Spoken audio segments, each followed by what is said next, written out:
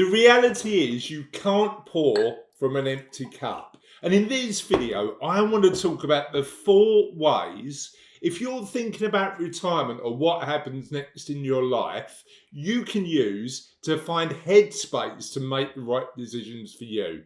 And number 4 is both shockingly simple and free. Welcome to What Happens Next.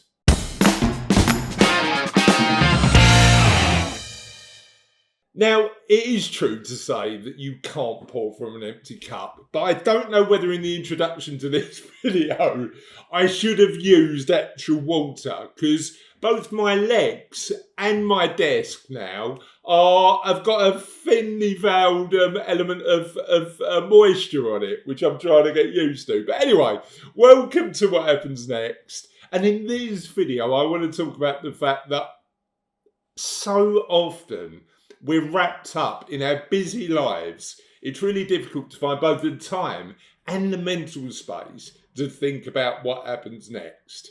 And that's why so many of us, if we're in our 50s and 60s, find ourselves at that retirement cliff. We're reaching an age where we feel that we should retire, or the frustration of what we're doing or dislike of what we're doing is making us think about how we can make positive change. But before I talk about that and the 4 ways to really find the headspace to work out what happens next in your life, I want to tell you about What Happens Next. Because What Happens Next is a channel designed to share ideas, interview experts, and talk about concepts that are going to help you think about what happens next in your life. My desire is to help you have the most successful next chapter of your life as possible, and we're going to be doing as much as we can to support you to do that. Now, why am I the person to do that? The answer is I'm not, because what I'm going to be doing is getting loads of experts to help me. But I have got some insight, because my name's Chris Dames, and for 20 odd years, I've helped people retire successfully. I'm a chartered financial planner and run my own chartered financial planning practice called Cervello. We're on the Essex coast down in Southend now, and I love what I do. But interestingly, a lot of the conversations we have aren't only about money. They're about life, they're about purpose, they're about meaning, they're about maintaining well-being on a broader sense. And what we want to do on What Happens Next is talk about some of those subjects. The challenge we face is busyness, because often when we're thinking about what happens next in our lives, and I've seen it with my clients time and time again, the day-to-day takes over. And what I want to do is, in this video, talk about the 4 ways that I've seen that people can find the headspace and really truly think about what they want to do next. Now, the idea here is that we want to create some psychological distance from our day-to-day existence. We want to make sure that we can make better decisions about our future. And, I get it. I've heard plenty of times people say to me, "Yeah, Chris, that's easier said than done. You don't realise how busy my life actually is." But here's 4 ideas that are going to help you work out what happens next in the most successful way possible. But before I start talking about these 4 ways, I need a favour. What I'd like you to do is like this video and subscribe to the channel. As I said earlier, my mission is to support people like you think about what happens next in their lives. And by liking this video and subscribing to the channel, it helps me deliver really good quality content in a consistent way, invite more expert guests, and actually deliver on my promise to you, which is giving you ideas that are going to help you have a successful next chapter in your life. So, without further ado, let's talk about these 4 ways that you can find the right headspace to deliver on what you need in your next chapter. And number 1 is take time to learn from others' experiences. The good news is that there's plenty of people who have retired before you or looked at the next chapter of their lives before you. And there's always lessons to learn, both good and bad, when we're thinking about what happens next in our lives. And what we've tried to do on the What Happens Next channel is share some of those insights through expert guests who have been on that retirement journey, either early in that retirement journey, and sharing their mistakes, what they'd change and how they'd do it differently, and talking about the issues you need to consider, but also individuals who have done it successfully. So, how do you do that? How do you take the time to learn from others' experiences? Number one, you can see in your social circle who's retired or have moved on to the next chapter of their life, and invite them for a coffee and have a chat. That's probably the most direct and easy way to really understand what they've learned through that journey. And my experience is that often we focus on the financial side. We know the money element of retirement or whatever happens next is important, because financial independence allows us one really important thing: choice. And we need that. What I often find is that people underestimate the other factors. How do I find purpose in my life when I'm not doing my full-time job? What do I do to maintain physical well-being? If my social connections were at work, how do I make sure that I continue to maintain them? And they're all things we talk about on this channel. However, there's a lot to be learned from finding people you know who have gone through that journey, and ask them, what did you do well? What did you plan and prepare for well? But what would you change if you did it again? The other way to learn from others' experiences, as I say, is to watch the videos on this channel.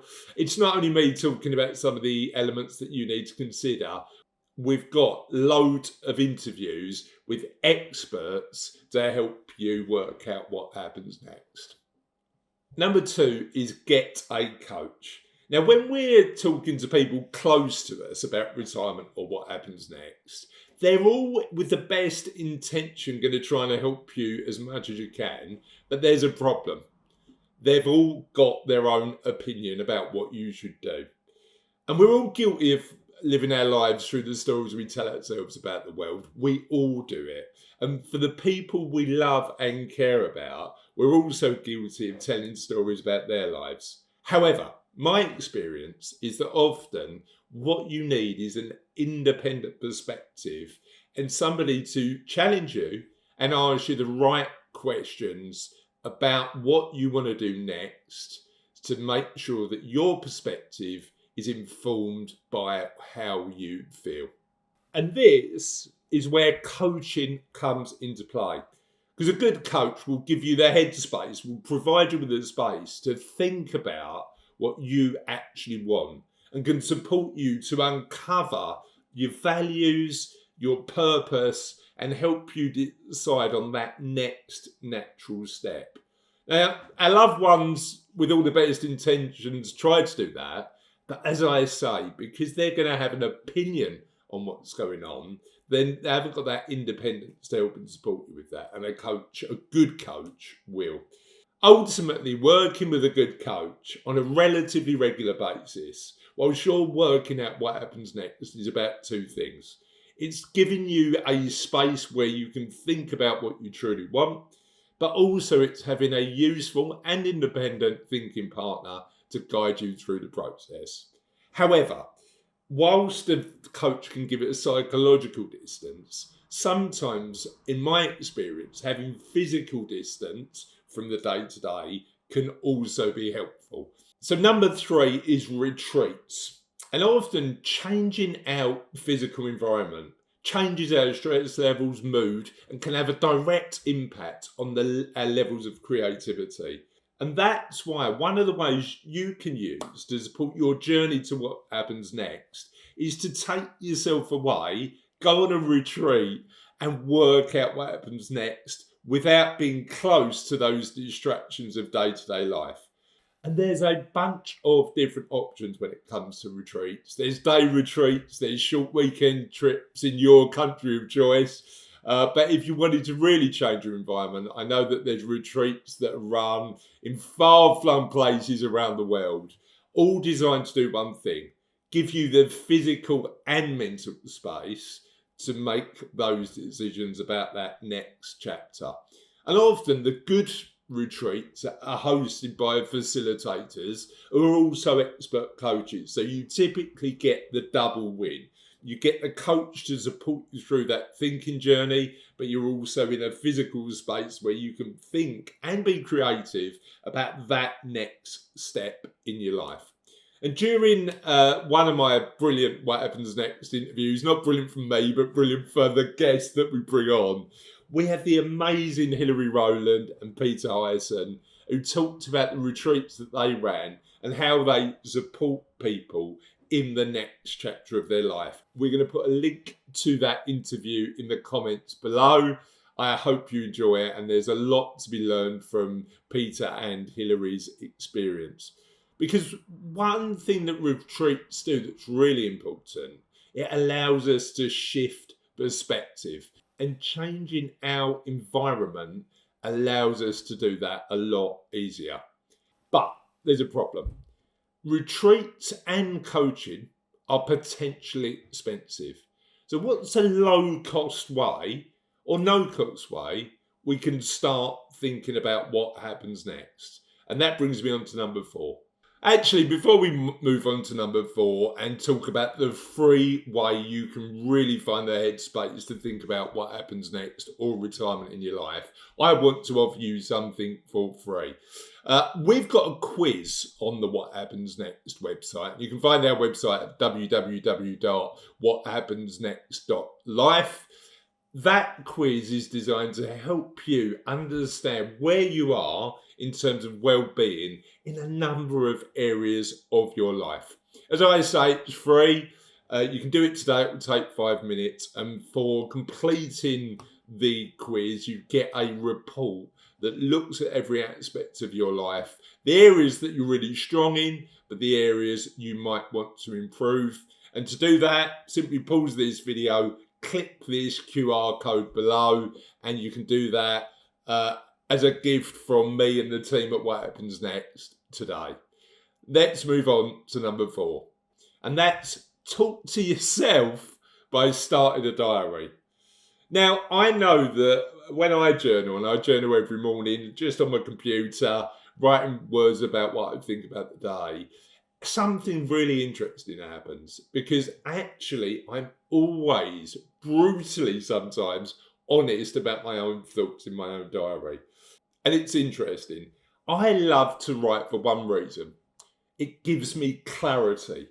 It gives me clarity of thinking that nothing in the world does. By clarifying my thinking, that also allows me to really think about what I actually want. And you can do this at no, or if you want to buy yourself a new notebook to do this, at a minimal cost. So, if a coach or a retreat seems a bit too much now, but you want to start thinking about your retirement or what happens next, start a journal. My recommendation would be to make it a regular practice, and certainly writing about what you want in the next chapter of your life and the small incremental steps you're going to take to get there is certainly going to help that journey. And in this video, I want to talk about journaling, the power of journaling, why it's helped me and why it might help you too. Thanks for watching this video and have a lovely day.